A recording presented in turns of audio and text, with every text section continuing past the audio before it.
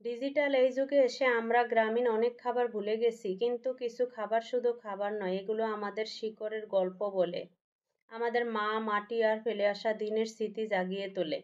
আজ তেমনি একটি ঐতিহ্যবাহী খাবার রান্না করছি, যেটা ঈদের দিনে আমাদের বাড়িতে না হলে যেন ঈদের আনন্দটাই অপূর্ণ থেকে যায়। সেই খাবার হলো কাউন চাউলের ফিরনি।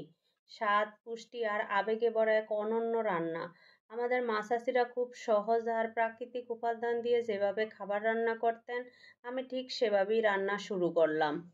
প্রথমে একটি পাত্রে নিলাম গাঢ় দুধ। এই দুধটা ভালো করে জাল করে ফুটিয়ে নিলাম। তারপর এতে দিলাম ধুয়ে রাখা কাউন চাউল। এই কাউন চাউল শুধু ফিরনির স্বাদই বাড়ায় না, পুষ্টি গুণেও ভরপুর। আমাদের আগের দিনের মানুষের জীবন শক্তিশালী আর স্বাস্থ্যবান রাখার পেছনে এমন খাবারের বড় অবদান ছিল। এরপর দুধ আর কাউন চাউল একসঙ্গে ঘন হতে শুরু করলো। এর ভেতরে দিয়ে দিলাম এলাচ, দারুচিনি আর তেজপাতা।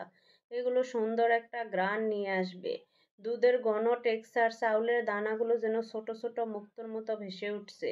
একটু পরে যখন চাউল নরম হয়ে এলো, তখন মেশালাম চিনি, 1 চিমটি লবণ আর কোরানো নারিকেল। এই নারিকেলটা কিন্তু ফিরনির স্বাদ একদম দ্বিগুণ করে দেয়। আমাদের গ্রামের মানুষেরা এই ছোট ছোট উপাদানগুলো দিয়েই এমন অসাধারণ খাবার তৈরি করতেন, যেগুলোর স্বাদ মনে দাগ কেটে যায়। 10 থেকে 15 মিনিট ফুটিয়ে ফুটিয়ে নেড়ে নিলাম, যাতে দুধ আর চাউল একদম ভালোভাবে মিশে যায়। রান্না শেষ হতে না হতেই সেই ঘন মিষ্টি ঘ্রাণ আর পুরো ঘর ছড়িয়ে পড়ল। আমাদের ঐতিহ্যবাহী কাউন চাউলের ফিরনি এবার তৈরি হয়ে গেল। এই ফিরনি শুধু একটা খাবার নয়, এটা আমাদের মা, মাটি, শিকড় আর বাঙালির আবেগের গল্প।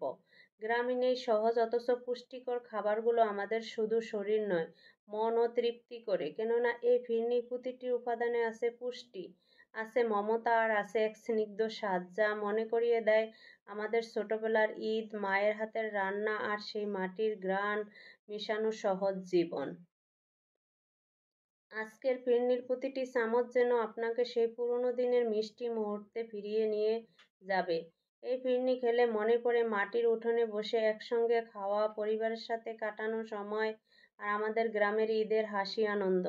আমরা যতই আধুনিক হয়ে যাই না কেন, আমাদের শিকড় আমাদের মাটির সাথে জড়িয়ে আছে।